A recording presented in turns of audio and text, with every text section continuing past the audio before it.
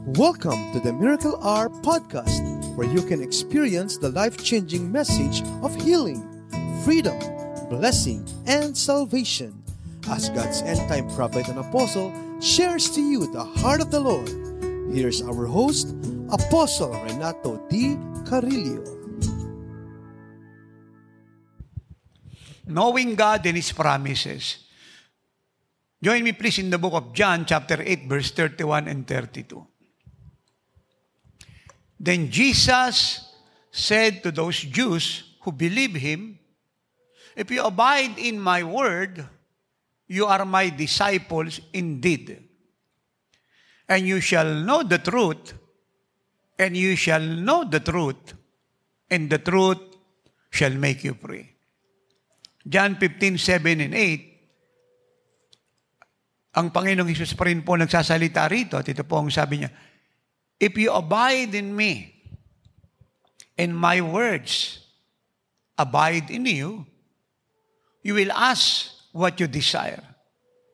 So I love this word from the Lord. You will ask what you desire, and it shall be done for you. Amen. You will ask what you desire, and it shall be done for you.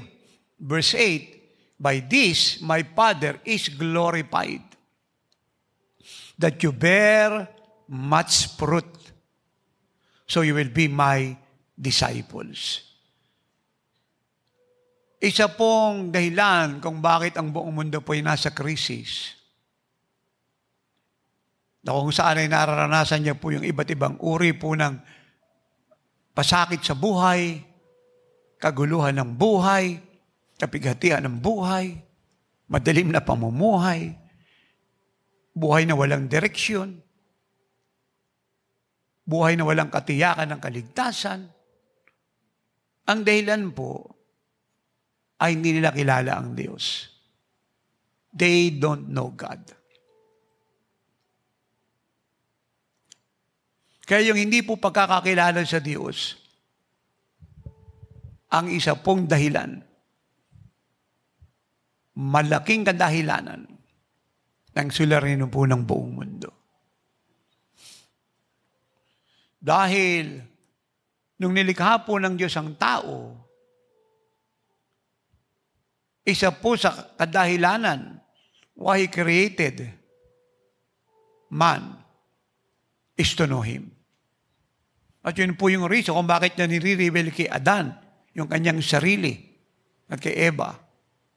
Siya po yung nakikipag-fellowship sa kanila. Nakikipag-intimacy, nag-establish ng intimate relationship para makilala nila ang Diyos.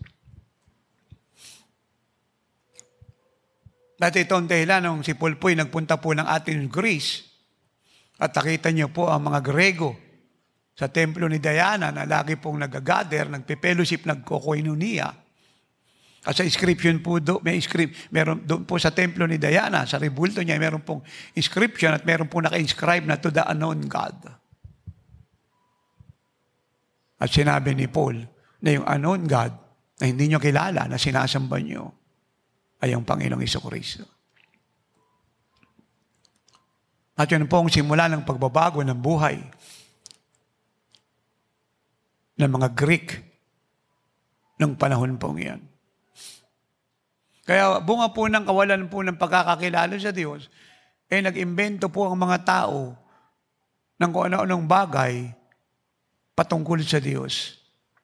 At nagpaabot ng kanya-kanya pong opinion para idipahin ng Diyos. Kaya hindi po nakakapagtaka na iba't ibang klase po ng rebulto ang makikita nyo sa buong mundo. Pumunta po kayo ng India, sa Hinduism ay 300 million gods ang sinasamba.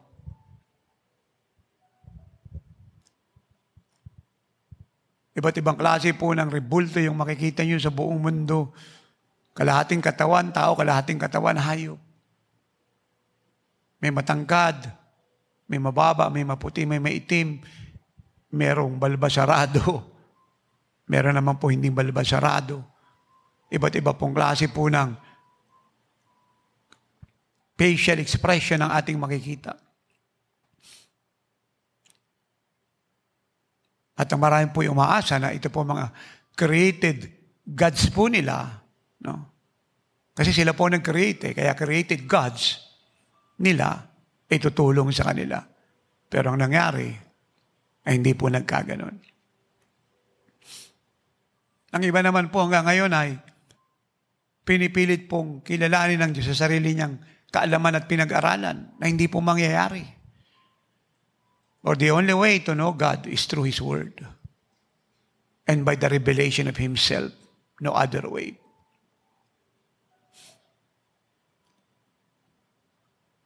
At pag nakilala mo ang Diyos, yun ang simula ng kahulugan ng buhay mo. Yun ang simula ng kagandahan ng buhay mo. Yun ang simula ng kaligtasan ng buhay mo. At yun ang simula ng kasiguruhan ng buhay mo. Katagumpayan na ng buhay mo, especially po sa nagaganap sa mundo ngayon. Hindi ka lang immovable, hindi ka lang unshakable, kundi ikaw po ay satisfied sa lahat ng bagay. Sa gitna po ng nagaganap sa mundo ngayon. Ang Diyos po ay meron pong 5 moral attributes. At dito po sa 5 moral attributes ng Diyos ay pinakikilala po niya ang kanyang sarili. Ang isa po sa kanyang attributes ay love. Kaya nga sinasabi ng Bible, God is love. Kaya yung po mga nagtuturo na ang Diyos po ay laging nagagalit. At ang Diyos po ay mapaghiganti. No? Yung Diyos po ay mapaghatol. Hindi po kilala ang Diyos. Nagtuturo po yun ang mali. Hindi po yung katangian ng Diyos. Siya po'y pag-ibig. At hindi ko po sinasabing siya po'y may dalang pag-ibig. Siya po ay pag-ibig. Naunawaan niyo po yung pagkakaiba na may dalang pag-ibig sa pag-ibig. Sabihin, yung po may dalang pag-ibig, meron lang po siyang kinuha mula sa iba na nadala niya. Yun yung may dalang pag-ibig. Pero yung pag-ibig, kalikasan niya yun. So kahit saan siya pumunta, yun siya. Yun ang Diyos. Siya ay pag-ibig. Ikalawa, God is merciful. Siya po'y mahabagin, maawain. At bahagi po ng kanyang mercy ay pagtitiis, pagtsatsaga. In fact, isa po reason niyo kung bakit lahat ng makasalanan sa buong mundo at sa bansang ito'y buhay pa at di pa tinatapon ng Diyos sa impyerno dahil sa salitang habag at awa. At yung nga po yung hindi maunawaan ng maraming biktima po ng karahasan, ng rape, ng extrajudicial killing, biktima ng murder, ng scam, ng human right abuse, ng discrimination, ng iba't ibang mandatory rules and regulation na maraming bansa na against God's law and human conscience. Biktima po ng iba't ibang klase po ng krimen, karahasan, na nagdudulot po ng kamatayan. Na lagi nilang sinasabi, bakit yung mga masasama buhay pa at yung mabubuting tao ay maagang namamatay? No, alam mo pare-parehas po sila ng sentiment. At talagang hindi po nila maintindihan. Kaya marami po, hindi naman sinasadya, naggagalit sa Diyos. Naghihimagsik. Nagtatampo. Especially, hindi sila nakatamo ng hustisya kaagad. Bunga po ng mga krimen at karahasang dinanas ng pamilya nila na yung po mga gumawa ng masama hanggang ngayon na hindi nahuhuli. Ganon din po yung mga magnanakaw ng pera sa pamahalaan, yung pera ng bayan, iba't ibang politiko, di pa tayo na ipapanganak, may politika na, at yung nakawalang pera ay tuloy-tuloy hanggang ngayon. Yung mga maraming politiko mayayaman, yung mamamayan naghihirap. Yun din po ang tanong ng marami. Bakit buhay pa ito mga magnanakaw na ito? Ng pera ng bayan. Yung mga wicked na hindi nagpapasweldo ng tama. Yung mga negosyante, mga employer na Nagdidima ng mahabang oras ng trabaho sa mga manggagawa, pero yung pinapasweldo ay hindi sapat. Na nagiging dano pang sila po'y maghimagsik. Bakit buhay pa daw? Ang dahilan ng po'y, ang Diyos po'y naaawa. Nagbibigay po siya ng pagkakataong magbago. Hindi niya po kinukonsinti yung kasalanan. Galit na galit siya. Pero gusto niya pong maligtas yung nagkakasala. Dahil nahirap pong pumunta ng impyerno. Habang panahon, hindi ka naalis doon. God is merciful. He's a long-suffering God. Ikatatlo pong katangian niya, God is righteous. Siya po ay Diyos na matuwid. Ano man pong klaseng kalikuan, sinasadya o hindi, maliit o malaki, ay ayaw po ng Diyos. Kaya nga hindi niya napansin, niligtas niya tayo upang maging matuwid tayo. At si Jesus po na matuwid na anak ng Diyos na walang kasalanan, ang ating naging righteousness. 2 Corinthians 5:21. Kaya pag tinitinan tayo ng God the Father, ang nakikita niya, hindi nakasalanan natin na napakadami na ginawa natin mula lang tayo maipanganak hanggang tayo po ay nagkaisip bago tayo maligtas. Hindi nakikita niya na po si Jesus. Accepted na po tayo ng God the Father because of Christ who become our righteousness. At in-expect ng God the Father, kapag tayo na kay Jesus na, ay mabubuhay tayo sa isang pamumuhay na matuwid. Amen. Dahil anak na tayo ng Diyos at ayaw niya na manatili pa tayo sa kalikuan at kamalian sapagkat hindi na natin kalikasan niya. Ika-4 niya pong katangian, God is holy. Ang Diyos po'y banal. At yan po dahil lang kung bakit ayaw niya po ng kasalanan, maliit o malaki, sinasadya o hindi. At ang kabanalan po ang pinakamataas na attributes ng Diyos. Kapag siya po'y nakakita ng taong banal, gusto niya pong tiran. Again, kaya niya tayo niligtas para maging banal tayo, para mapanahanan niya. Kasi dating nakatira sa ating kalikasang makasalanan yung pong kalikasan ng dyablo. Possess po tayo, hindi lang ng simple nature, kundi ng mga demonyo. May nga lang pare-parehas po yung mga demonyo may control sa tao sa buong mundo, pero lahat po, may binibitbit na demonyo sa katawan. Dahil nga po, sa sinful nature na dala-dala natin. So, nung si Jesus po'y dumating sa atin, sinira niya po simple nature, kinasaot niya po yung mga demonyo ng alak, sigarilyo, sugal, pagsamba sa Diyos-Diyos, ang pangalan niya, pakikiapid, pagpatay, drug addiction, pangre-rape, corruption, you can name every sins. Dinisroy niya po lahat yun. At pinalitan niya ng kalikasan niya. At yun po'y banal na kalikasan, pinakabuhay ng Diyos. Kaya hindi niya napansin sa langit, wala pong makasalanang pumapasok kahit isa. Kasi sa impyerno, wala kayong mababalita ang may matuwid o banal na tao na nasa impyerno kahit isa.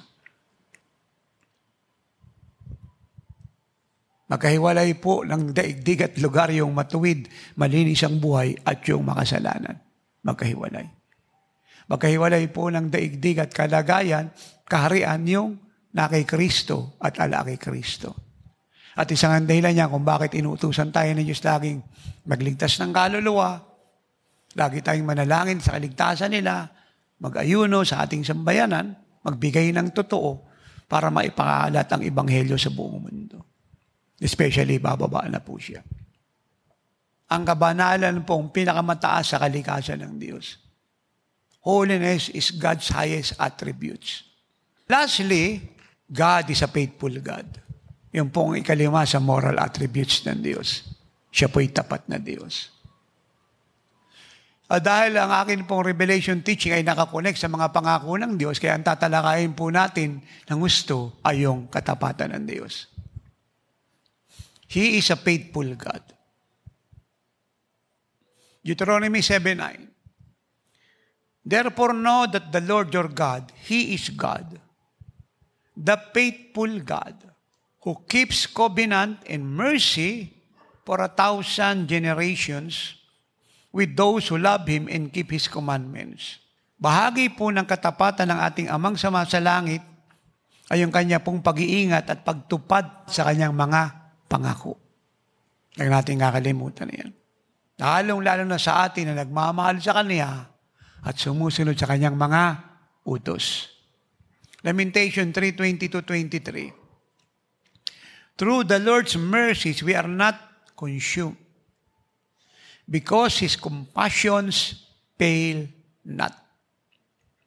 They are new every morning. Great is your faithfulness.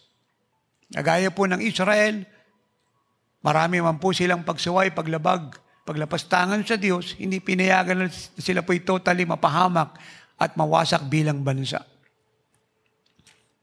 Inuphold po sila ng Diyos. Yung Kanya po pag-ibig at kahabagan ay nagligtas sa kanila sapagkat dakila ang katapatan ng Diyos. Ang ibig pong sabihin kasi, kung bakit hindi tinanggal na yung Kanyang mercies at compassion sa bansang Israel sapagkat siya po may pinangako sa kanila. Gusto niyang i-prove sa kanila na kahit kayo ay lapastangan, sumamba sa Diyos-Diyosan, nag-asawa ng mga unbeliever, dahil ako'y nangako sa inyo at ako'y tapat na Diyos at dakila ang katapatan ko, ililigtas ko pa rin kayo para malaman nyo kahit kayo unfaithful, akong Diyos nyo ay faithful pa rin. Psalm 89:34, God said, my covenant I will not break, nor alter or change the word that has gone out of my lips. Sabi niya, yung aking tipan sa inyo, yung aking mga pangako, yung aking mga propesiya ay hindi ko sisirain. At kung ano yung mga binigkas ng labi ko, hindi ko siya babaguhin. So sinasabi ng Diyos na kung bakit hindi niya po babaguhin yung mga pangako niya sa atin, yung mga propesiya niya, sapagat siya po ay tapat na Diyos. Napakaganda. Napakahirap isang ipaliwanag yung greatest ng Diyos in connection to His faithfulness. Siguro, sa understanding ko sa Holy Spirit, ganito natin to ilagay. Great is His faithfulness, na yung Kanya pong katapatan ay hindi lang po masyadong malawak, masyadong malalim, masyadong mataas. Yung po ibig sabihin ng salitang great, masyadong dakila. At the same time, ito po yung nag-i-implore o nagpapaabot ng katotohanan dahil sa kanyang kadakilaan, yung katapatan niya ay gagawin niya. Psalm 105 verse 8, God remembers, plural, His covenant forever. Actually, pag binasa niyo po istorya ni Abraham sa book of Genesis hanggang sa closing book ng Book of Malachi, na siya po nagtatapos ng 39 na aklat ng Old Testament, nababanggit po rito si Abraham. Matagal na po siyang patay. Ang reason po kasi, kung bakit siya po'y ginagawa ng Diyos, banggitin at ulit-ulitin at i-remind po sa Israelita ang bagay na ito, sapagkat gusto niya pong ipaunawa sa kanila. Nung siya'y nangako kay Abraham, kahit si Abraham ay patay na, siya at ang pangako niya ay tinutupad niya sapagkat siya po'y buhay at dakila ang kanyang katapatan at ang lahat ng kanyang mga pangako ay tutuparin niya kasi nga siya ay tapat na Diyos. Napakaganda.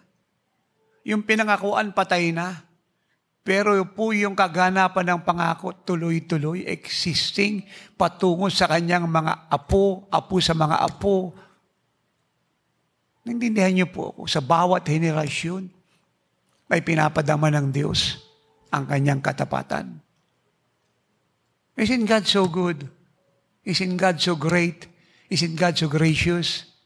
Nalapon sabi niya po sa 2 Timothy chapter 2 verse 11 and 13.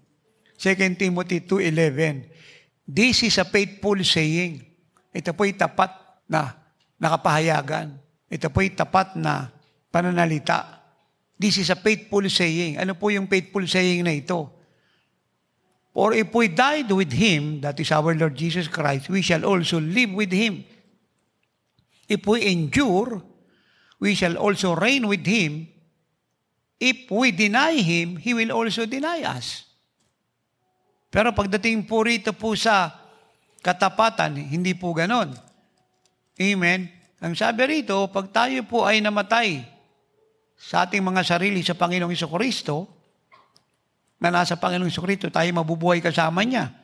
Kung tayo naman pinagtiis ng mga pagdurusa rito, bunga ng kabanalan at identification sa Kanya, ay maghahari tayong kasama niya. Pag dininay natin siya, ididinay tayo ng Diyos. So, ang ibig pong sabihin dito, kung ano yung tinanim natin, aanihin natin. Pero pagdating po sa faithfulness ng Diyos, hindi po ganon. Yung sabi rito sa verse 13, if we are faithless or unfaithful, God remains faithful.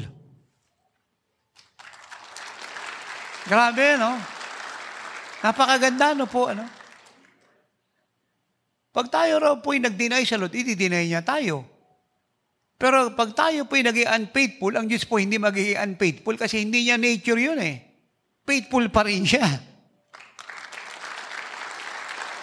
Napakaganda. Kaya napakasarap po talagang bulay-bulay ng salita niyo sa intindihin eh. At humingi ng pagkaunawa sa Diyos Espiritu Santo.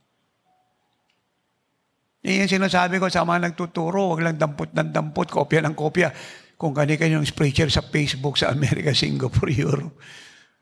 At mga pastor na nag-aaral sa Bible School na tuyo-tuyo sa Espiritu Santo.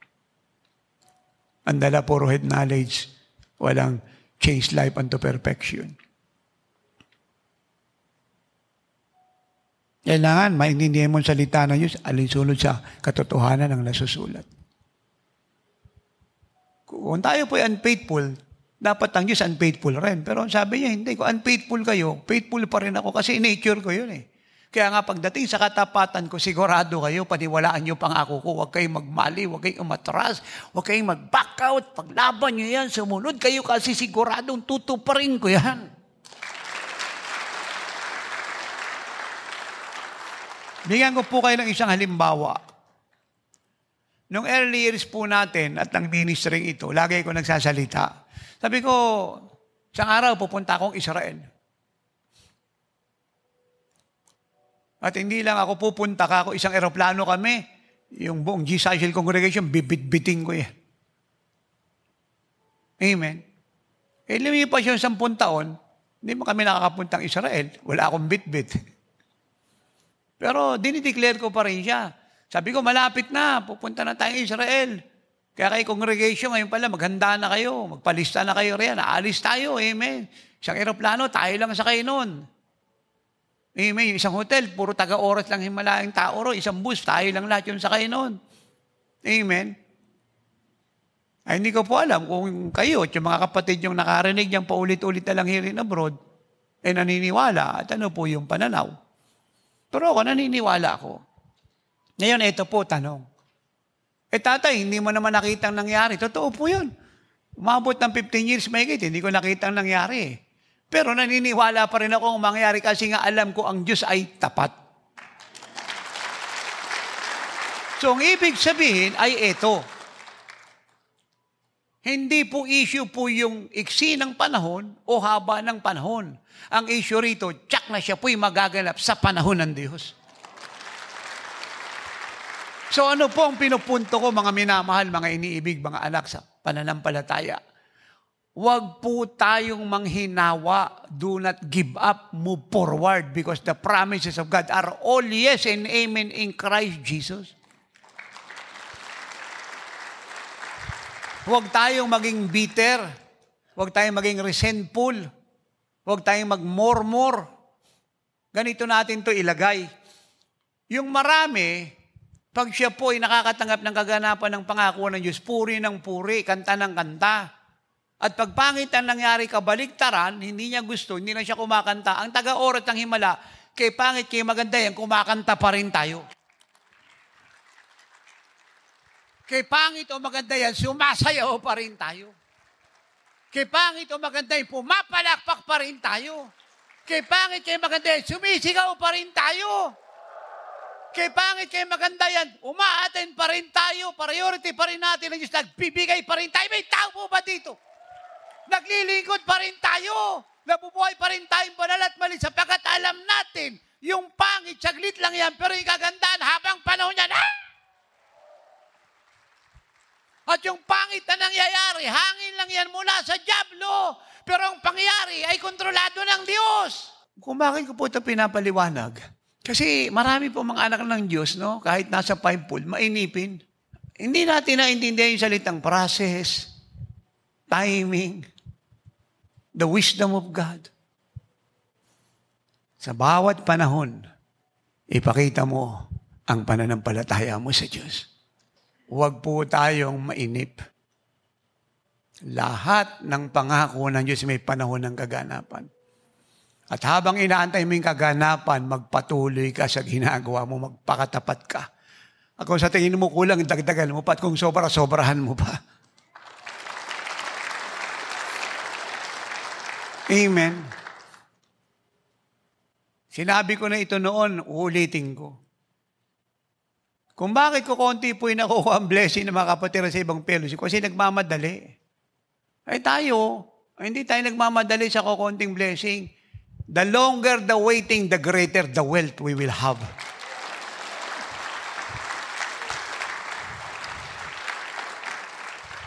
Naalala ko po nung nagsisimula tayong mag-convention, nagsasabit lang tayo sa jeep, naka-Amerikana. Walang ganun Ganda-ganda mo lalaki, nasisikatan ka ng init ng araw, nakasabit ako sa jeep, naka-Amerikana, gulat ng mga tao.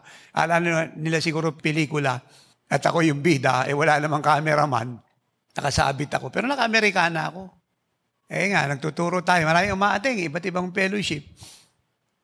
May lumalapit sa akin mga nabibilis. Sabi niya, Apostol, utang tayong sasakyan. Kami magbabayad 50%, 50%, ikaw na bahala. Sabi ko, salamat po, pero nangako ang Diyos na hindi ako mangungutang, bibigyan niya ako Di, tuloy-tuloy po tayo sa pagtuturo. Dumaan 3 taon, 4, 5, 6, 7. Lakad pa rin ako taxi. Sabi niya, Apostol, mukhang wala naman atang kaganapan yung sinasabi mo.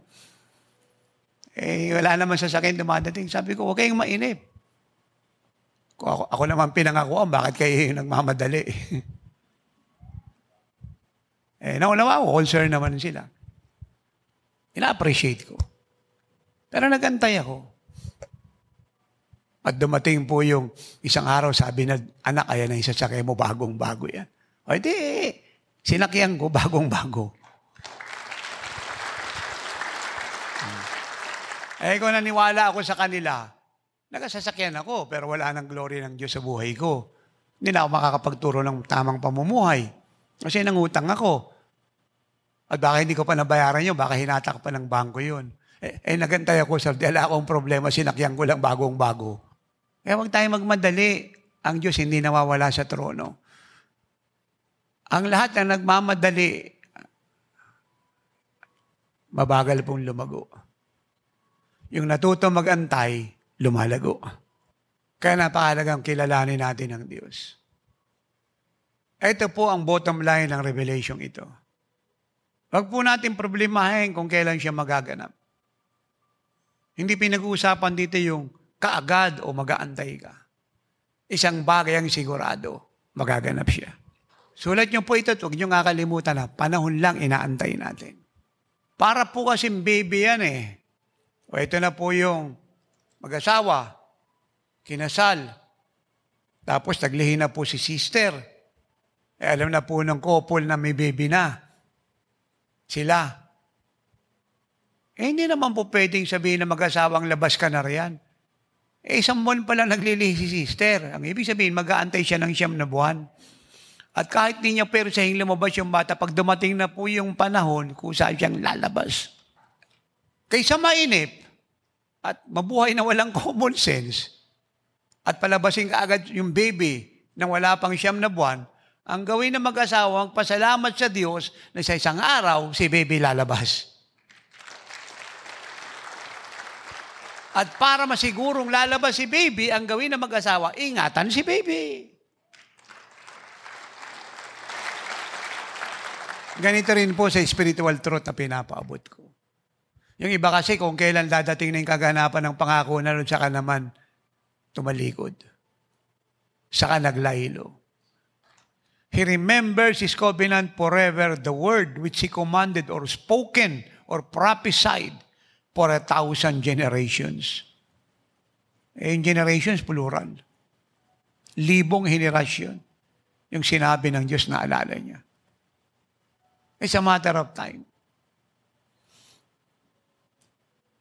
Napakaganda po ng sinasabi po sa 2 Timothy 1:20. Pakinggan niyo po ako at tingin kay tatay. Ano po sabi ron? In English, sa Tagalog na lang muna.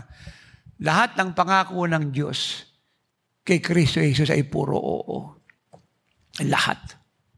Naunawaan niyo kung anong ibig sabihin nun? Kung merong 32,000 promises sa Bible, lahat daw po yun gagawin ng Diyos.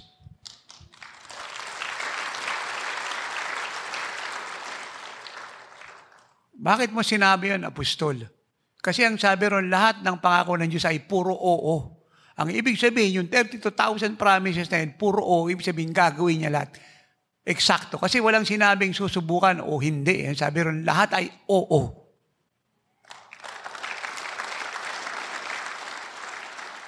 Kasi yun po yung pinapaliwanag ko kanina pa na hindi man natin makitang sabay-sabay siyang naganap, isa-isa, pero sigurado lahat yan ay puro oo, lahat ay gagawin ng Diyos. Hallelujah. Kaya habang nag-aantay po tayo, either kaligtasan ng pamilya, ng ating bansa, yung pagiging kagaya natin ng Panginoong Jesucristo, yung atin pong perfect health,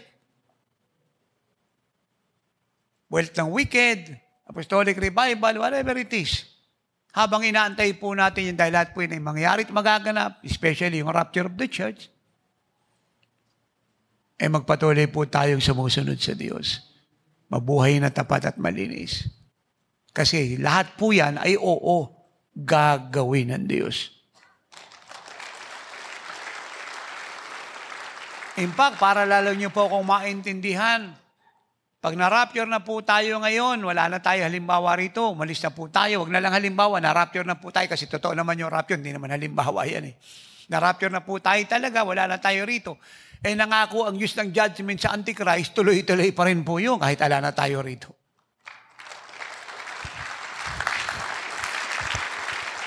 Nangako ang Diyos ng destruction ng mga Antichrist nation, tuto pa rin ang Diyos yun. Nangako ang Diyos si Satan, itatapon niya sa impyerno. Sa ayaw gusto ng Diablo, itatapon siya ng Diyos sa impyerno. Do you get the revelation? Do you understand what I'm talking about? Kahit ala na po tayo rito, yung pangako niya, tutuparin niya pa rin yan. Kasi lahat nga yan, oo, para sa atin, at oo pa rin doon, para sa ayaw sa Kanya. Woo! Amen. Psalm 119, 89-90. Watch this. Forever, O Lord, your word is settled in heaven. Forever, O Lord, your word is settled in heaven. Habang panahon, O Panginoon, ang salita mo ay nakatala sa langit. Habang panahon. Do you understand that? Habang panahon. Do you understand that? Explain ko po sa inyo maya-maya ng malinaw po yan. Forever, O Lord, your word is settled in heaven. Habang panahon. Yung sinabi ng Diyos, diniklara niya, nakatala sa langit habang panahon. Hindi pwedeng burahin. Hindi pwedeng alisin. Hindi pwedeng sirain. Hindi pwedeng tanggalin. Do you hear that? Forever, O Lord, your word is settled in heaven. Verse 90. Your faithfulness endures to all generations. You establish the earth and it abides. Kukunin ko po yung salitang, your word is settled in heaven forever. Ano po ba ibig sabihin ng salitang settled? It means firm. Firm. So, halimbawa, ito po isa pong bundok. No? Hindi po siya nasisira kahit nilindol. may bagyo, lalo na po yung mga rock formation niya, yung sabihin, firm po siya. Firm. Yung sabihin, siya po'y immovable, unshakable, cannot be destroyed. Yun ang ibig sabihin ng salitang firm. Naunawaan niyo po yun.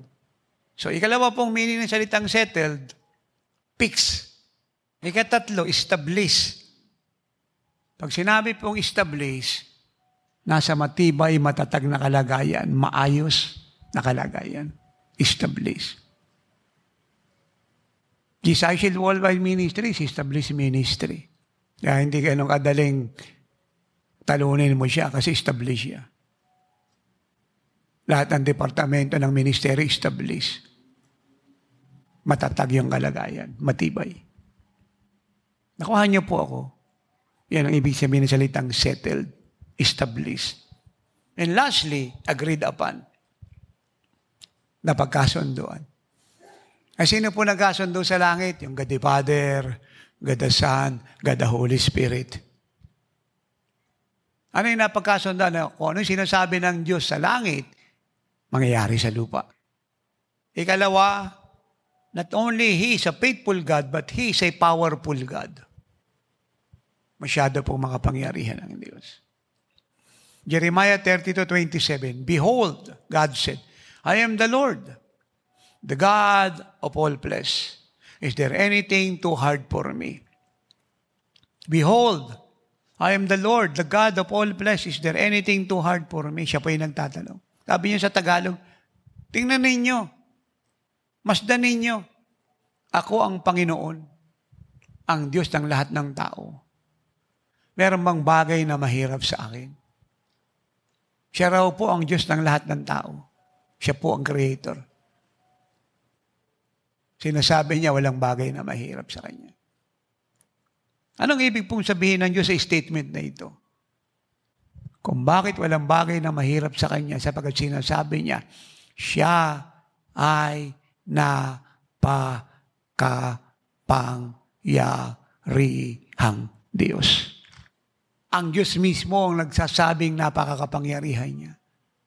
Siya mismo yung nagpapakilala sa sarili niya kung gano'n siya kakapangyarihan. Hindi niyo napansin sa isang bansa na infidel, ateista, communist, satanist, they mock God. They resist God.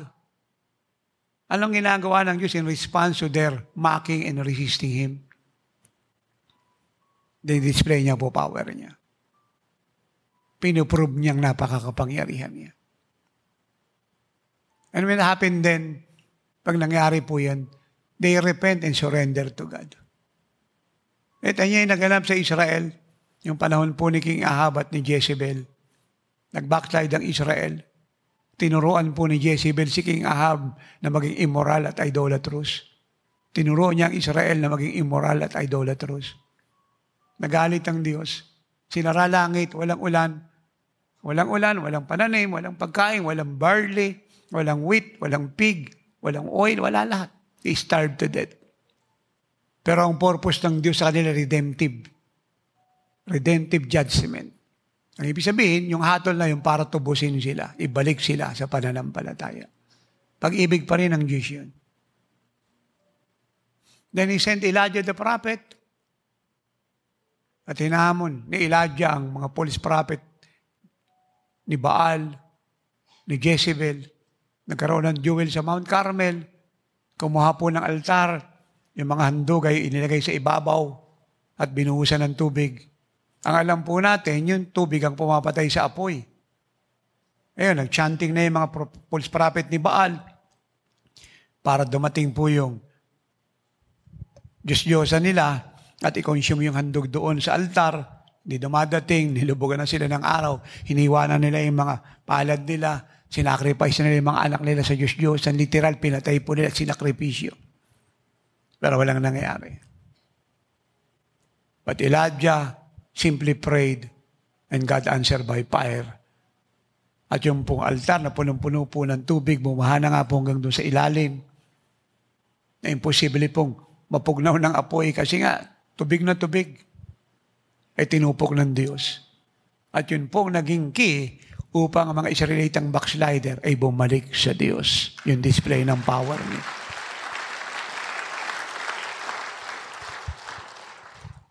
Pag gusto ng Diyos magligtas, dinidisplay niya ang power niya. Di ba ito rin na nangyari nung kinilong si Paul at si Silas sa Philippian jail sa Acts 16:25-34. Nagpadala ang Diyos ng lindol, nakalaging kadena ng bakal sa kamay nila at paa, bumakas yung pinto ang bakal. Nakalaya sila. At makita ng jailer po yun, papatay niya ang sarili niya. Kasi sa custom po ng Rome, pag ikaw ay isang Romanong sundalo, o sundalo ka, natakasan ka ng bihag, automatic it means death. Kasi sila na mismo nagpapakamatay kasi papatayin din sila. Yun po yung orientation nila.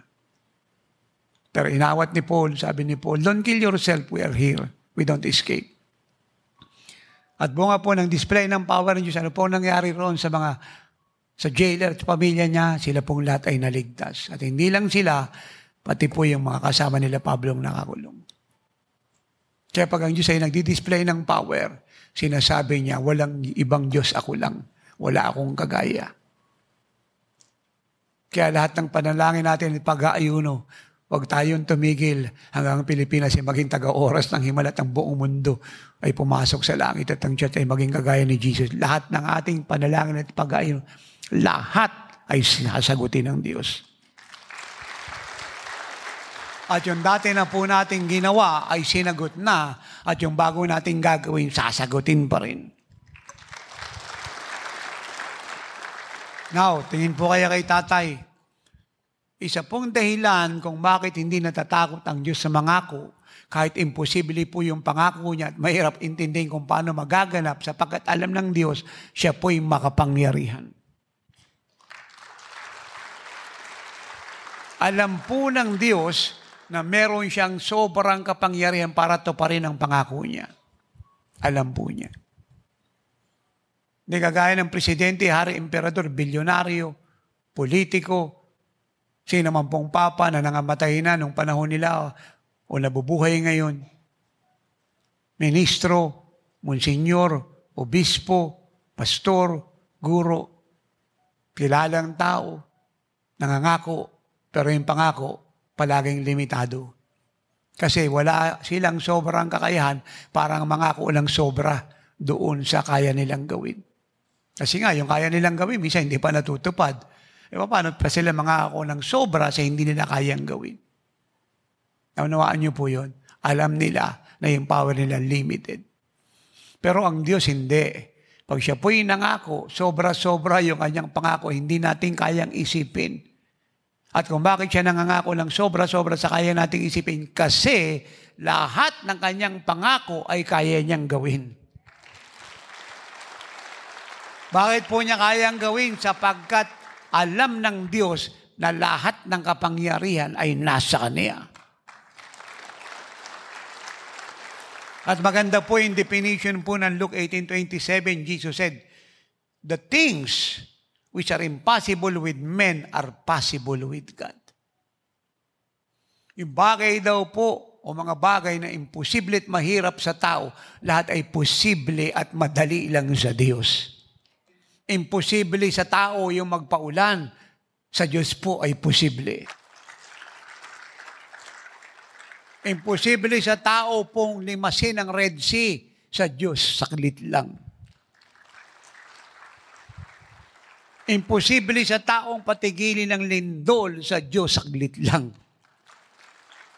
Mahirap sa taong patigilin ng bagyo. Sa Diyos, saglit lang. Hindi makaya ng mga taong paramihin ng tinapay at isda, sa Diyos, saglit lang.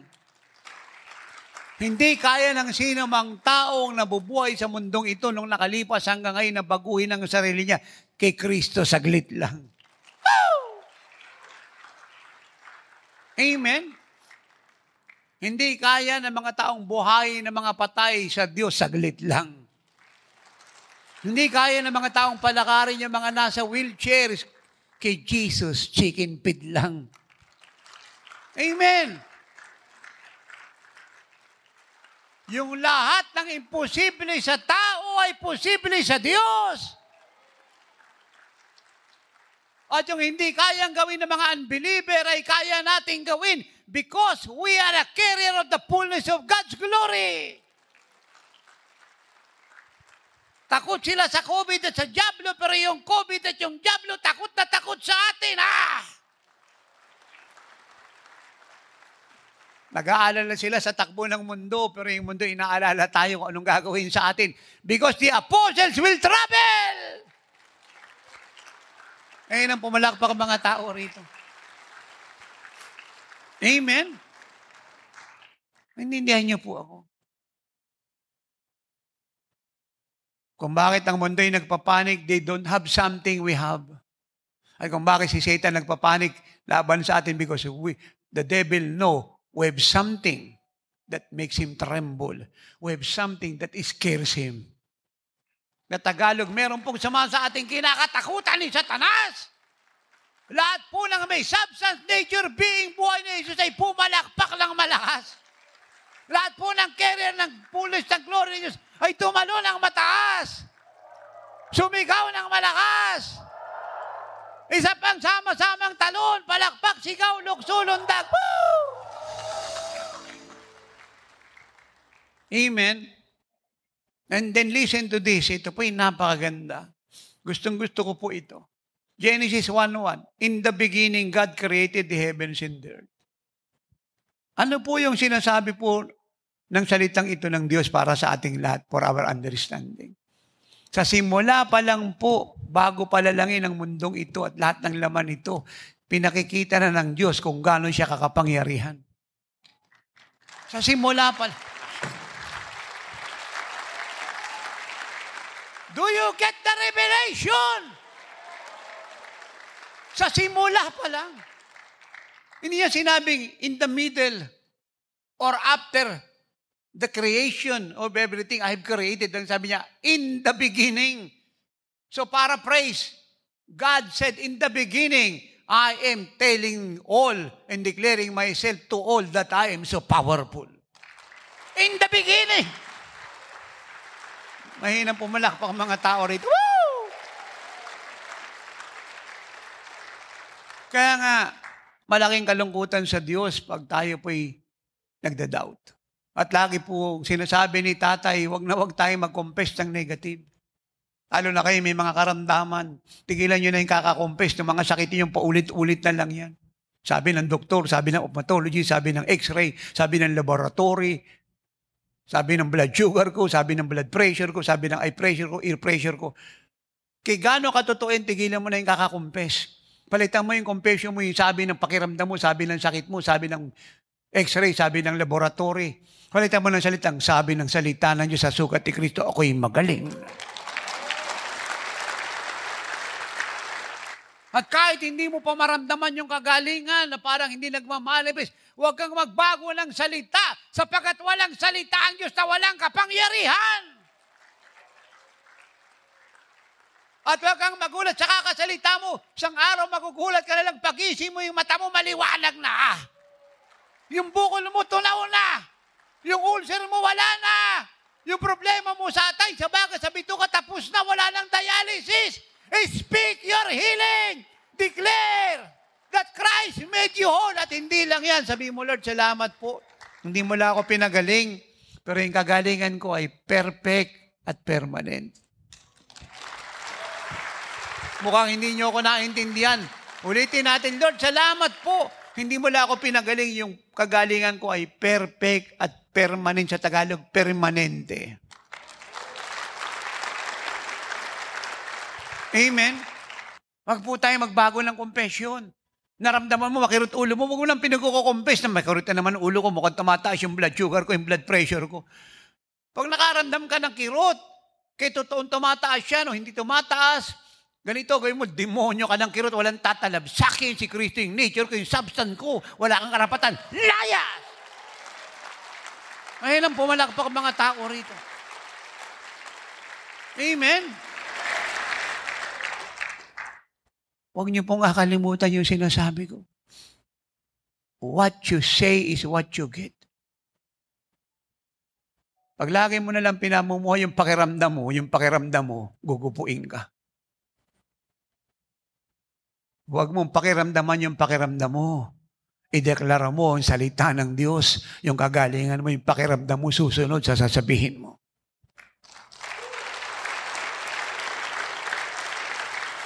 Masakit yung tiyan mo, sabihin mo, tiyan ko, magpuri ka, magaling ka na, nakatira si Kristo sa iyo. Hindi ka pwedeng kumirot, lumabas ka dyan, kirot, layas. Magpuri ka, bato ko, ugat ko, utak ko, dugo ko, laman ko, pupil ko, kornea ko, retina ko, mga litid ko, ugat ko.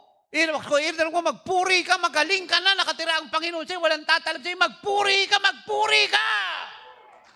Yun po ang tama.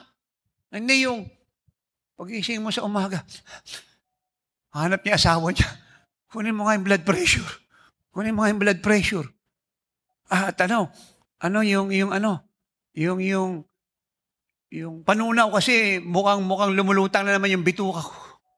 Bloated. Mukhatang yung uric acid ko. Dumadami. Mukhang nakakasampalok yung bituka ko. Umaasim. Sabi ng asawa, oo nga eh. Ganon? Dapat. Wala namang masama sa X-ray. Di in-X-ray ka. O chinek up yung blood pressure mo at nakita nga, halimbawa 140 over 110. Mataas nga. Hindi dapat ang sagot yung dalawa dyan, demonyo ka, sinungaling ka, inutosan ka namin, bumaba ka sa sugat ng Panginoon, normal ka, dinideklara namin blood pressure namin, normal. Now, tanong, ay tatay, pwede ba ako uminom ng pampababa ng dugo? Wala pong problema kahit uminom ka, pero sabihin mo normal ka. Kasi kahit inom ka ng pampababa ng dugo, yung confession mo naman, hindi bumababa, tumataas pa. Paano halaga ng inom ka ng inom? Walang problema sa kakainom, ang problema magbago ka ng sinasabi mo. Tatay, pwede ba ako uminom ng beet para bumaba blood pressure ko? Uminom ka ng beet, broccoli, pampababa ng blood pressure yan, uminom ka, berry, saging, mag-green tea ka, walang masama. Pero samahan mo ng confession. Yung ginagamit mo means in ways. Pero yung full manifestation ng health mo at healing mo, nakadepende sa sasabihin mo. Ano man ang dinadaanan mo, yung confession mo, huwag mong baguhin. Kasi nagtatrabaho ang Diyos.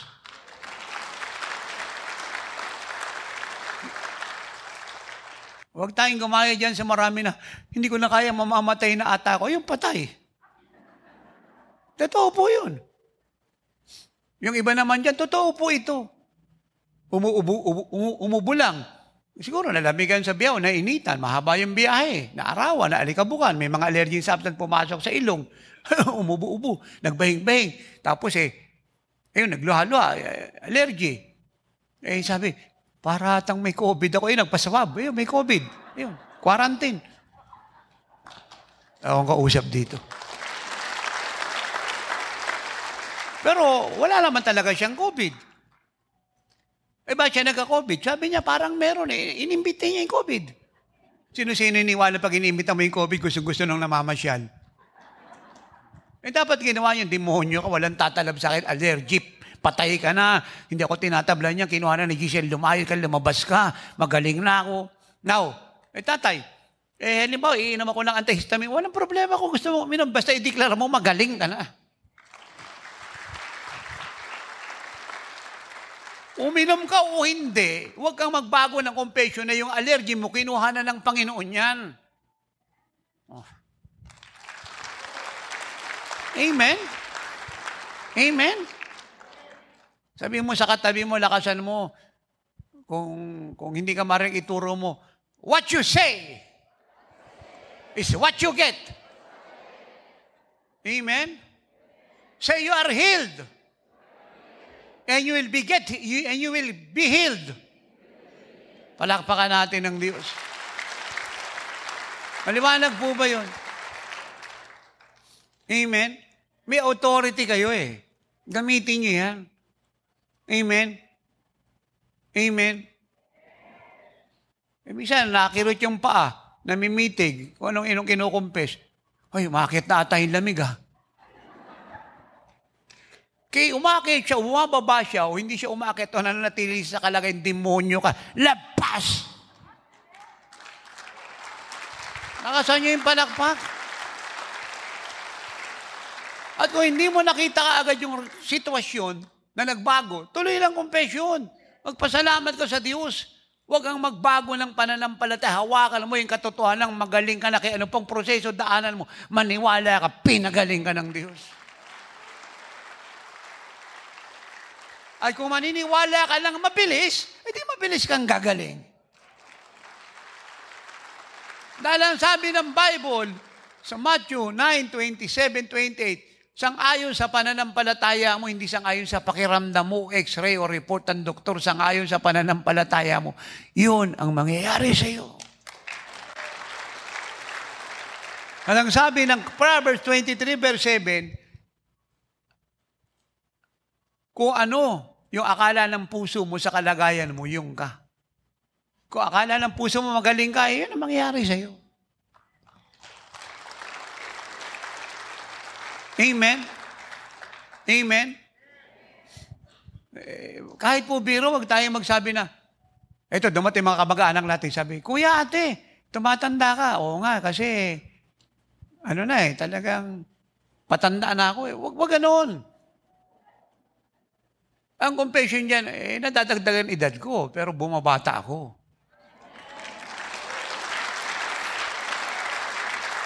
Wag tayo sa mga doktor at taga-suri ng mata na nagsasabing, normal na lang may glaucoma at katarata ka kasi bahagi yan ng pagtanda eh. Tinatanggap po natin. Kaya wala ka namang glaucoma at katarata, nagkakaroon ka kasi tinatanggap po yung sinasabi niya eh. So mga ayong ka pa, pinagtibay niyo pa ang dalawa. Ang sagot doon, hindi po magaganap yun kasi naputol na po yun ang pumunta ako kay Kristo eh. Akong kausap dito. At wala po sa lahi namin ng pamilya ko yung nagkakaglukoma at katarata pag tumatanda. Wala sa lahi ng pamilya ko yan. Wala yan sa lahi ng God the Father, God the Son, God the Holy Spirit. Pamilya ko yun. Wala sa lahi namin yun. Amen? Totoo po ito. Kung ano sinasabi ng mga doktor, tanggap tayo ng tanggap. Kaya nakakalimutan na natin sinasabi ng Diyos, yung isip natin, nabaon na ngayon, na kanilang mga sinasabi, at yun ang nagbilanggo sa atin. Hello. Kaya normal na pag matanda ka na, dapat malabo ang mata mo. Hehehehe. Normal na pag matanda ka na, magkakakatarata at glaucoma ka. Horrible. Hindi po totoo yun. Masyado po tayong masunurin sa mga doktor. Sa Diyos po tayo sumunod. Mahalin natin mga doktor. Pag pa rin makakilala sa Diyos, blessing sila, pero sa Diyos tayo sumunod. Pag sinabing okay lang yung magka-glaucoma at katarata kasi nakakaedad ka, hindi okay yun. Siguro sa wala sa Diyos po pwede yun. Sa amin, hindi pwede. Walang tatalab sa amin. At yung salitang glaucoma, para sa diablo yan, pati katarata, pati COVID sa diablo yan, hindi para sa amin yan, exempted kami dyan. Taas natin ating dalawang kamay, sabihin natin ito ng malakas, exempted ako sa anumang sakit sa mata, sa baga, sa bituka, sa atay, sa lapay, sa abdo, sa buto, sa dugo, sa laman, sa tenga, sa utak. Ba't ako exempted? Dahil si Jesus, ang kalusugan ko, buhay ko, kalikasan ko, katangian ko, at sa kanyang mga sugat, ako'y matagal lang magaling. At dahil siya ay nakatira sa akin, hindi lang ako magaling, ako'y perpektong magaling. At ang kalusugan ko ay permanente. Hallelujah! Amen? Napakasimple po ng turo ko, ha? Kaya uminom ka ng gamot, kaya hindi ka uminom ng gamot, it's up to you. Pero hindi masamang uminom ng gamot kung kailangan mo siya. Pero yung declaration mo, ang importante sa lahat. Yung faith mo sa Diyos. Halimbawa, may allergy ka, uminom ka ng antihistamine, inom ka, ito po ang tamang salita. Lord, salamat po, ako'y magaling na. Naintindihan niyo po ako. Iyon po ang tama. Hindi tayo nagbabawal, uminom ka ng gamot. Pero sinasabi natin, ideklara mo yung kagalingan mo. Kasi kahit lahat ng gamot inumin mo, pati bote, kung hindi mo dinideklara ikagalingan mo, maimpatyo ka lang eh. Mapapadali ka lang. Pagalawin mo ang Diyos. Tatay, paano siya gagalaw? Say the word. Tatay, ganun lang yon. Pag sinasabi ko yung salita ng Diyos, gagalaw ang Diyos. Yes. Bakit, tatay? Sapagat ang Diyos at ang salita niya, hindi pwedeng paghiwalayin. Kung nasaan ang salita niya, ando doon ang Diyos. Huwag po natin kakalimutan yan. Kaya lagi kong sinasabi, bulay-bulayin niyo yung mga turo ni tatay, yung mga verses na binibigay ko, yung mga propesiya na yung bulay-bulayin niyo, ideklara niyo araw at gabi, ipagpasalamat niyo sa Diyos. Psalm 62:11, God has spoken once, twice, I've heard this, that power belongs to God. Power belongs to whom? To God. Ay kung bakit lang may power ang lahat ng tao sa mundo, we call that earthly power dahil ibinigay ng Diyos. At yun ang sabi ni Jesus kay Pilate, wala kang kapangyarihan higit sa akin, malibang ibinigay ng Ama sa iyo. Kaya dapat lahat ng power na binigay ng Diyos sa mga ruler, presidente, emperador, prime minister, mga boss ng company, mga bishop, mga pastor, lahat ng tao ay gamitin niya sa matuwid para sa karangalan ng Diyos, huwag sa masamang bagay. Palakpakan natin ang Diyos. At ito po ang dahilan kung bakit God can perform wonders that cannot be fathomed and miracles that cannot be counted. Job 9:10. He performs wonders that cannot be fathomed, miracles that cannot be counted. Ano po ang dahilan kung bakit siya po yung nakakapaggawa o nakakagawa ng maraming mga kababalagang mahirap ipaliwanag at maraming mga himalang hindi kayang bilangin?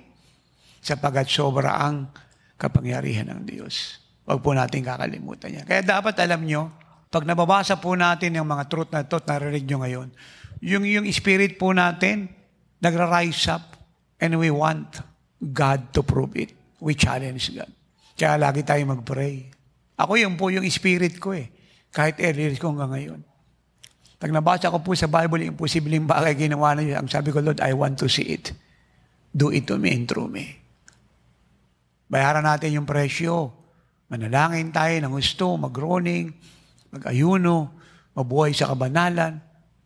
Talagang, sa Tagalog po, no, in respect to God, obligahin natin ang Diyos na ipakita niya to. Kaya isa pong way para ma-display niya yan ay walang tigil na panalangin. Doon kasi natin pinakikita yung desire natin at determination eh. How we pray. Kaya yung konting panalangin, konting bunga, karagdagang panalangin, karagdagang bunga, ganap na panalangin, ganap na bunga. At huwag natin kakalimutan, alam pong klaseng sakripisyo, siya po'y may malaking ani, may malaking pakinabang. Alam niyo, mga himalang nagaganap po sa buhay natin, nakikita niyo rito, produkto po yan ang walang tigil na panalangin na pagayano araw at gabi. May mga nagbabayad ng presyo. Ano po ang dapat nating gawin sa katotohanan alam na natin na lahat ng pangako ng Diyos ay magaganap kasi meron siyang sobrang kapangyarihan upang ito po ay gawin. Number 1, we must believe that His promises are true. Kailangan po nating paniwalaan na lahat ng pangako ng Diyos ay totoo. Hindi siya nagbibiro, hindi po siya naglalaro. Ang sinasabi niya, totoo lahat yan. Hindi man abot ng isip mo, paniwalaan mong totoo yan. Amen. John 17:17. Jesus said, sanctify them by your truth. Your word is truth. Say that. God's word is truth. Paniwalaan natin na lahat ng pangako ng Diyos, hindi mo man abot. Talagang mahirap abutin dahil limitado ang ating kakayahan. Kaya nga dapat paniwalaan natin siya. Dapat i-exercise natin yung ating faith na lahat ng ito ay totoo. Tuto pa rin niya, gagawin niya. Kagaya ng mangako siya kay Abraham. Imposible po yun. Kasi matanda na si Abraham. Matanda na si Sarah. Hindi na talaga pwedeng magkaanak yun. But Abraham chose to believe God. At nagkaanak po si Abraham at si Sarah. Patay na po Yung matris ni Sarah, patay na. Hindi na pwedeng magka-baby. Si Abraham, walang kakayahan para mag-produce ng baby. They are old age. The womb is dead. The body of Abraham is almost dead. Paniwalaan natin kahit mahirap. Intindihin ang isip natin. Take it by faith. Kasi walang mahirap sa Diyos. Palakpakan natin ang Diyos. Kaya pag sinabi niyang iniligtas ko yung buong pamilya mo, kasi wala kang tigil na nanalangin at yung commitment mo hindi mo binabago, sa gitna ng dinadaanan mo, tapat ka pa rin, maniwala ka. Kay bakla yan, kaya ng Diyos gawing lalaki yan. Kay tomboy yan, kaya niyang gawing babae yan. Kay drug addict yan, kaya niyang gawing God addict yan. Kay drug pusher yan, kaya niyang gawing Bible pusher yan. Maniwala ka. Amen? Walang imposible sa Diyos. Ganyang kahalagang kilala natin ang Diyos. Are you with me? Pag sinabi niya, kaya kitang pasaganain, maniwala ka. Kaya huwag mo sabihin, bata ka pa, uyot ka lang. Kaya ka ng Diyos gamitin, Jeremiah. Jennifer, amen. Johnny, Gigi. Joan, Jonah, Jimaima, kaya kanyang gamitin. Bigay mo lang buhay mo, kaya wala kang kakayahan. Kaya kanyang bigyan ng kakayahan. Pag mo tingnan sarili mo, kaya kanyang gawin. Walang imposible sa Diyos.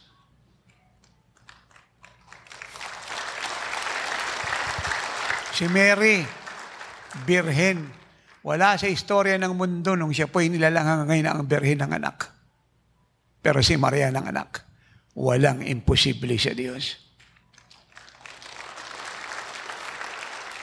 Pa hindi man abot ng isip natin, paniwalaan nating totoo yan, magaganap yan, kasi walang imposible sa Diyos. Kaya ng Diyos gawin ang lahat ng bagay, walang mahirap sa Kanya. Maniwala ka, kaya niyang gawin ang lahat ng bagay.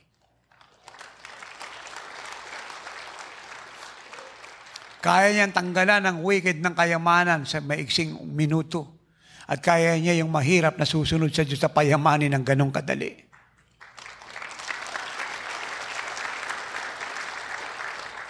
Hello? Kaya lupigin ng Diyos ang lahat ng Antichrist nation sa isang salita ng ganong kadali. At kaya niya tayong ingatan sa lahat ng gawa ng Diablo at mga salot at sakit ng Diablong tinapon sa mundong ito ng ganong kadali. We must believe that His promises are true, even though you don't understand everything. Just believe. Amen. Isaiah 55:11. So shall my word be that goes forth from my mouth, it shall not return to me void, but it shall accomplish what I please, and it shall prosper in the thing for which I sent. Kung paano daw po yung tubig mula sa ulap na naging ulan na bumagsak sa lupa, ay hindi babalik sa kanya malibang madaligan ng lupa. Ganon din ang salita niya. Hindi raw ito babalik sa Lord maliban yung sinabi niya maganap. Yung ibig sabihin ng Diyos, kay gaano karami ang sinasabi ko, lahat yan ay magaganap. Dahil sinabi ko, may kapangyarihan ako upang siya ipapangyarihin. Paniwalaan mo siya. Ito na naman tayo.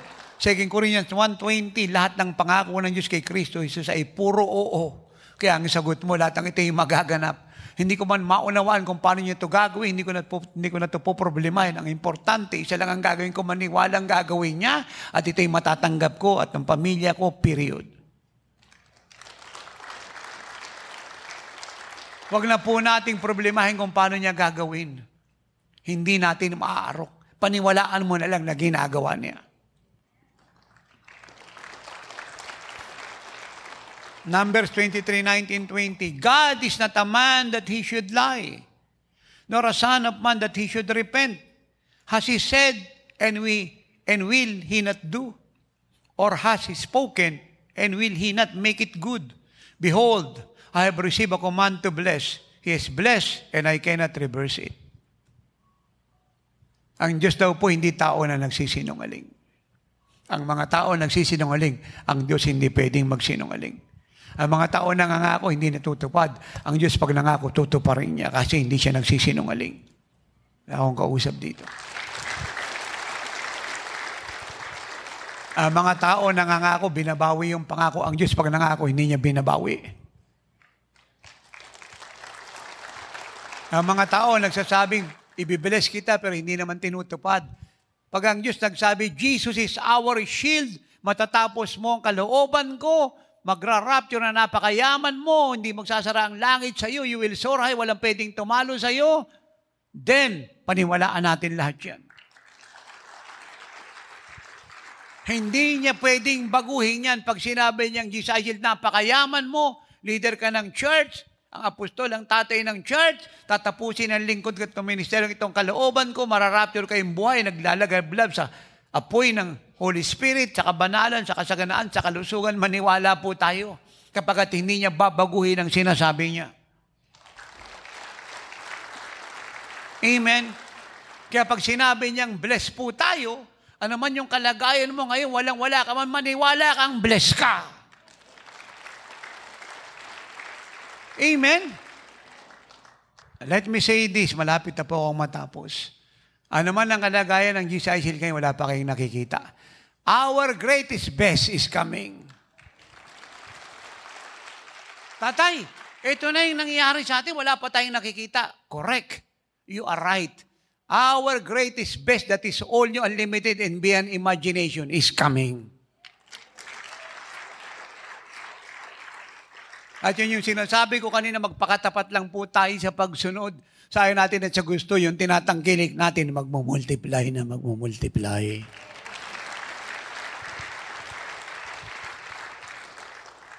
Amen. Ano po ang ating dapat gawin? Pag matabangit ko na, ulitin ko lang po. Anong dapat natin gawin para experience ito, i-enjoy ito, at i-share ito sa lahat? Number one, we must believe His Word. We must believe His Word. John 11:40. Jesus said to her or to all of us, did I not say to you that if you would believe, you would see the glory of God? Marami pong sinasabi ang Diyos na hindi abot ng isip natin. Paniwalaan natin totoo yun. Akin po kayo tumingin. Paniwalaan natin totoo. Huwag na po tayong mag-argue pa, mag-diskusyon, mag-isip pa. Mapapagod lang po tayo. Isa lang ang gawin ninyo, simply believe, totoo po ang sinasabi niya. And expect na ito po yung gagawin niya. Yun ang sabi niya kay Martha, just believe and you will see my glory. Ano po ba ang faith? Paniniwala na ang Diyos yung nagsasabi ng totoo. Huwag ka na magpagod pa. Mag-isip, tulungan ng Diyos, mamroblema, humanap ng paraan. Kalimutan mo yun. Maniwala ka lang ang sinasabi niya totoo. Siya ang magtatrabaho. Huwag mo nang isipin kung paano niya gagawin. Ako hindi ko inisip kung paano ako pupuntang TV at radio. Alam po ba ninyo yung unang cameraman nung ako po yung nagtitaping sa TV, si Nanay? Si Nanay Ellen. So kung isipin namin, paano ito? Si Nanay Director, siya cameraman, siya rin taga-edit. Wala kaming gamit. Napakahirap isipin nun. Yet, nasa TV tayo. Yung mga nanonood, palakpak ng palakpak, pero hindi nila alam kung paano namin ginagawa. Si Nanay Director, siya cameraman, siya rin taga-edit. Wala kaming gamit. Hindi ko alam kung ginagamit ni Nanay nung kaldero, palayok, sandok. Basta, sa TV kami. Totoo po yun. Hindi ko naintindihan kung paano ginawa ng Diyos yung nagkaroon kami ng mga ganito, ganyan. Wala naman kaming pera eh. Walang camera. At nung nagkabakamera kami, bulok pa. Pero si tatay, nasa TV, nasa radyo, maraming gumagaling. Karunungan ng Diyos yun eh. Hello.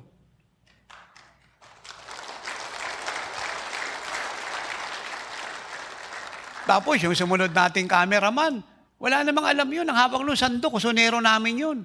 Ng mga full-time. Tagaluto ng sardinas yun, tsaka kangkong. Si sumunod na cameraman. Wala pong alam yung mga TV network na yung mga cameraman namin eh. Ang hawak nung sandok, tagaluto ng sardinas, tsaka kangkong. Huwag nating problemahin. Sasakit ulo mo, maniwala ka lang.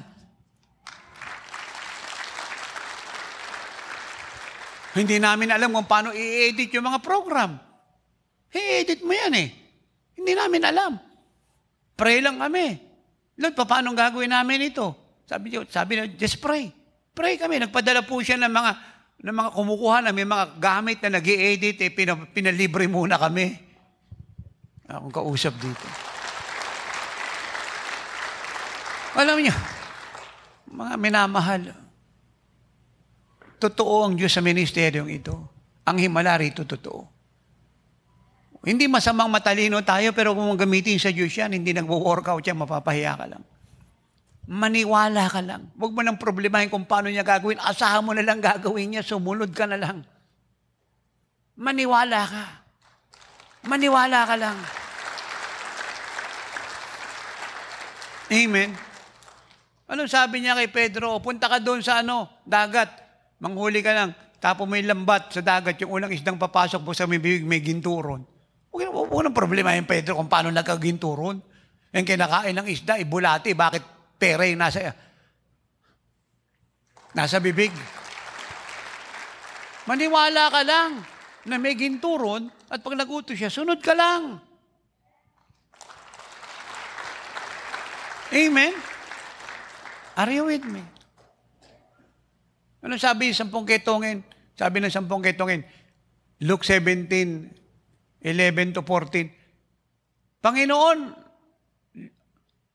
tulungan mo kami. Gusto po ng 10 lumini sa ketong. Hindi mo sila pinag-pray ni Jesus eh. Anong sabi niya? Pakita kayo ron sa mga priest. Humingi sila ng kagalingan, nag-uutos ang Lord. Sumunod po sila. At nung sila po ipaalis sa Panginoon, hakbang pa lang, nawawala ketong nila. Yun po ang faith. Huwag mo nang problemahin kung paano niya gagawin. Sumunod ka lang. Ang may faith, sumusunod. Yung sumusunod may faith. Huwag ka na magtatatanong dyan na kagaya ng ibang kapatiran sa ibang parish, hindi lumalago. Tanong ka ng tanong. Huwag ka na magtatatanong, maniwala ka na lang para hindi ka mahirapan. Amen? Lumalakad po yung 10 ketong, ilang hakbang pa lang, lahat sila lumilinis, sabay-sabay. Hindi sila pinag-pray ni Jesus.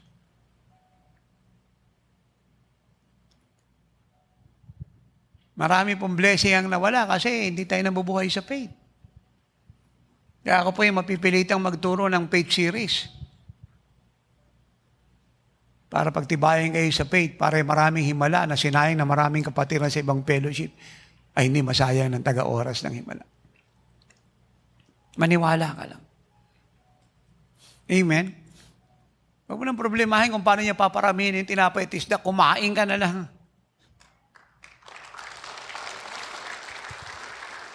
Pag may hiningi siya, bigay ka lang. At pag sinabi niya, paparamihin ko ito mula sa binigay mo, huwag mo nang isipin kung paano niya paparamihin. Magbigay ka na lang at hayaan mong paramihin niya, kumain ka na lang. Amen? Let me say this. Ang Diyos po'y merong milyong kaparaanan para tayo i-bless. Milyong kaparaanan. Amen. Ito yung si Elijah. Hindi siya namang problema. Ang sarap po ng pagkain ni Elijah sa panahon ng krisis. Anong pagkain ni Elijah? Tenderloin steak, T-bone steak. Sino nagpapadala? Yung Diyos. Sino po yung naghatid? Angel. Huwag mo nang problemahin kung paano kanya papakainin. Sumunod ka lang. At maniwala ka habang sumusunod ka. Hindi kanya papabayaan.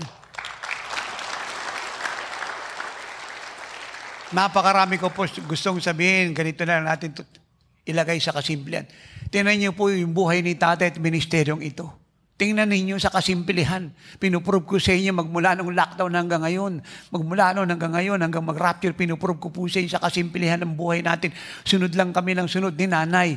Hindi na kami nagtatanong, nangako siya, naniniwala kami nagutos, sumusunod. Tingnan niyo po yung nangyari sa atin. Yung nangyari sa atin, kamangha-mangha, dakila, kagila-kagilala. Walang kagaya!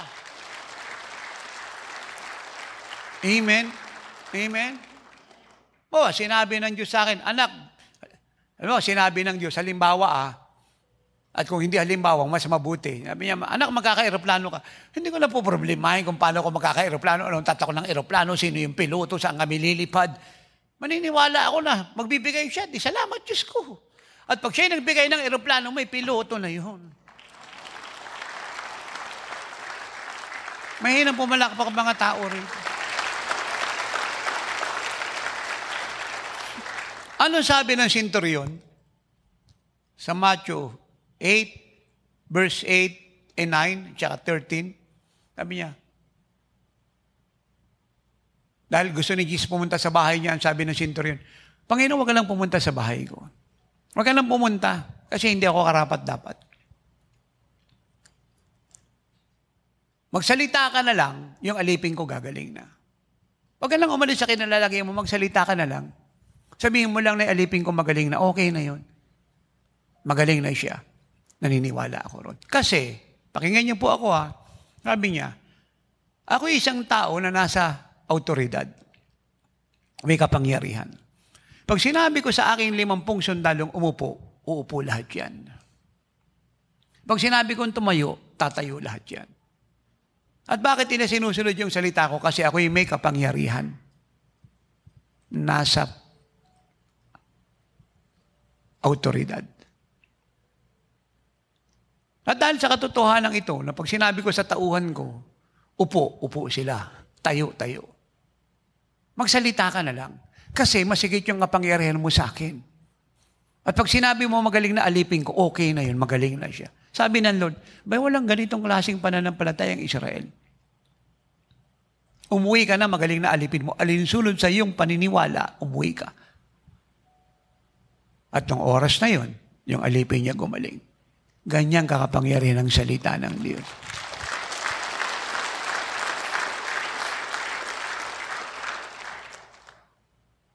Huwag mo nang isipin kung paano niya gagawin. Maniwala ka lang.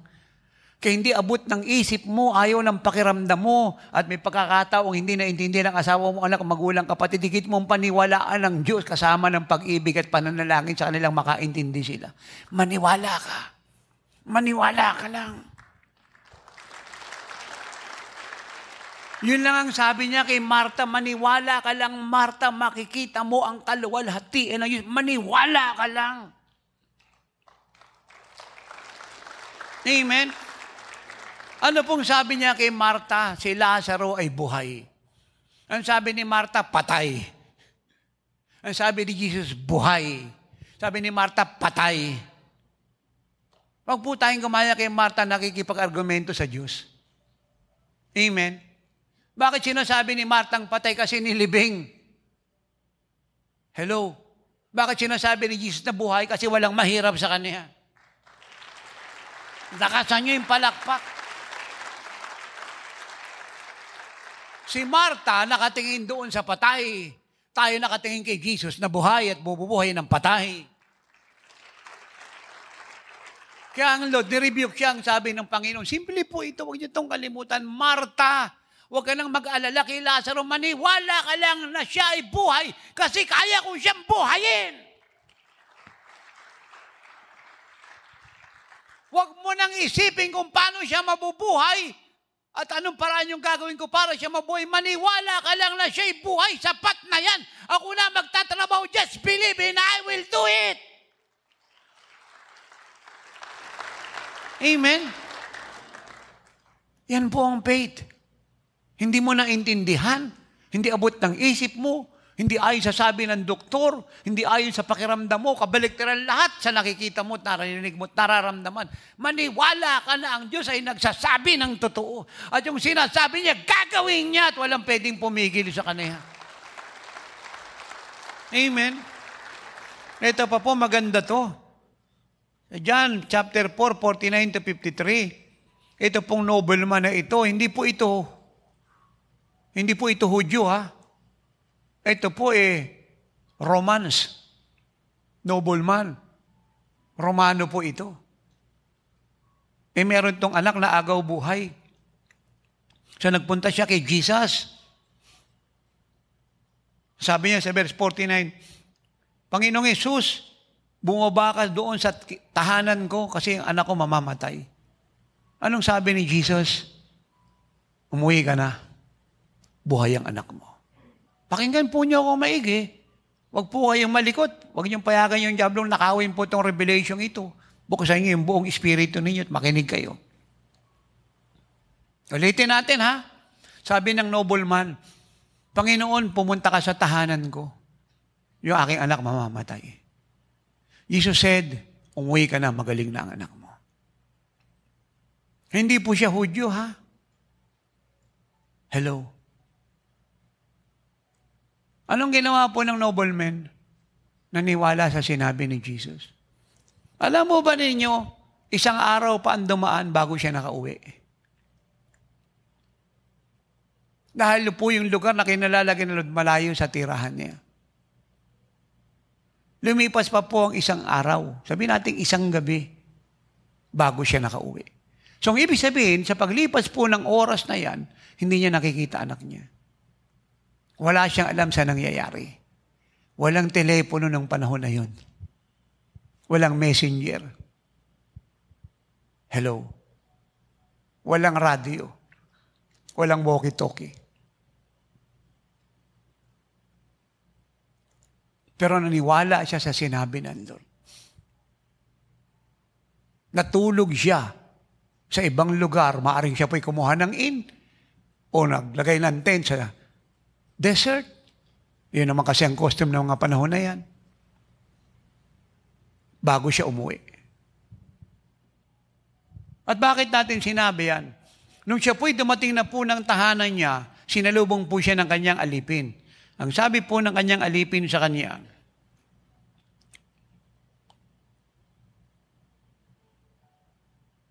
and as he was now going down, sabihin, pauwi na po siya, his servants met him and told him, saying, your son lives. Then he inquired of them the hour when he got better. And they said to him, yesterday at the 7th hour, the fever left him. Yesterday.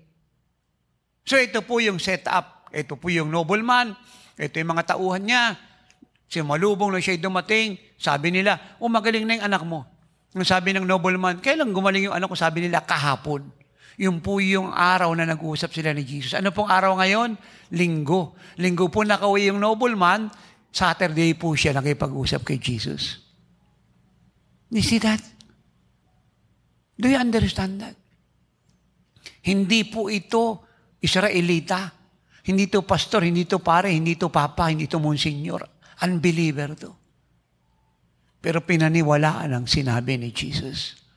So, ibig sabihin, anong klaseng tao kapag maniniwala ka sa salita ng Diyos, may mangyayari sa iyo.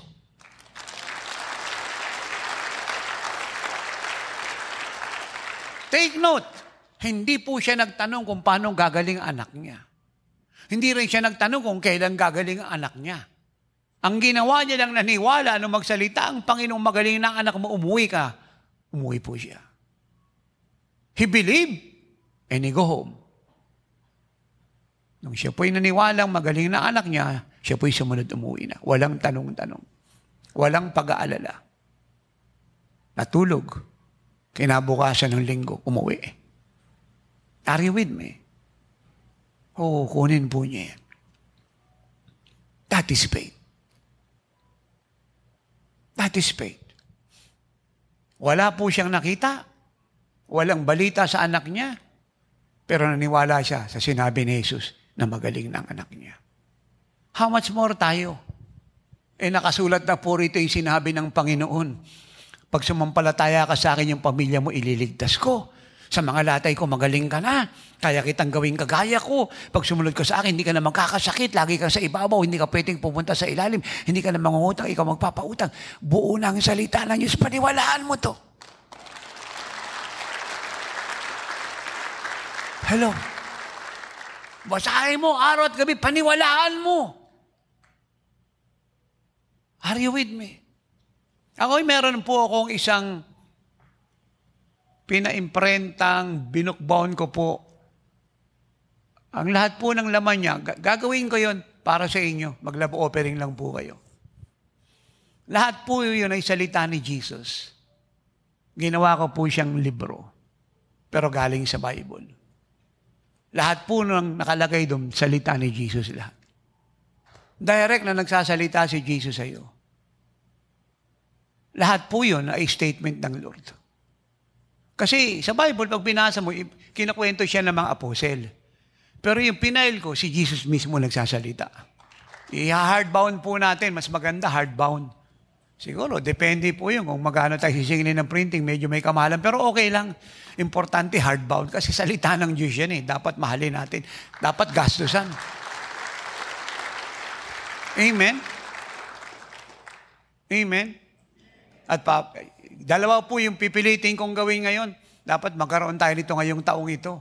Lahat ng himala ni Jesus sa Bible, papayil ko po lahat yun, hardbound. Pati po lahat ng sinabi niya, i-hardbound natin. Kaya dalawa po yung dapat mapasakamay ng buong ministry. At tatlo, pati yung born again, ito, para pag binasa niyo po yun, mag-explode yung mga page. Yung po mga importanteng salita doon, i-underline ko. Para pag nagbasa kayo, hindi na kayo mahirapan pa. Palakpakan natin ang Diyos.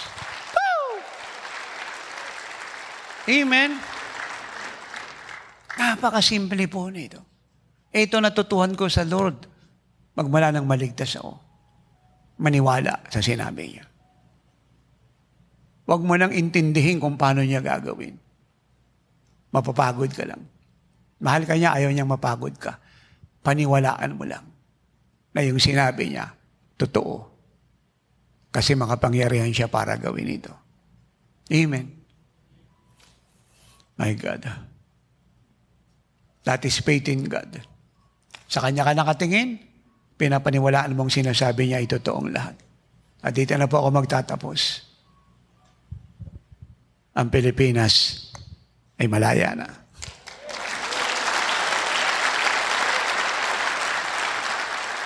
Ang Pilipinas ang pinakamayamang bansa sa buong mundo.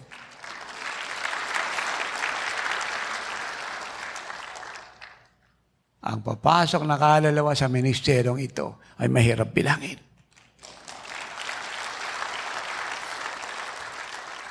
At lahat ng pangako ng Diyos sa atin, lahat ng pangako ng Ama sa atin, tutuparin niyang lahat.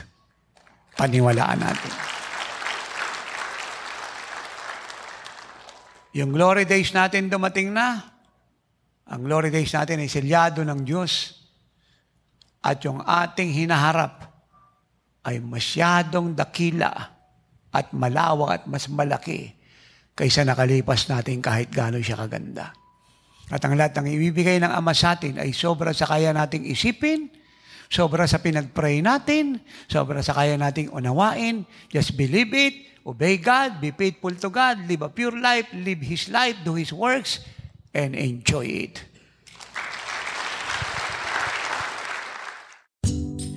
Thanks for listening to Miracle Hour Podcast. If you are blessed with our program and want to know more about the Lord, like us on our Facebook page at www.facebook.com/JIOSWM and subscribe to Jesus is Our Shield Worldwide Ministries YouTube channel. Our time is running out. Jesus is coming any moment.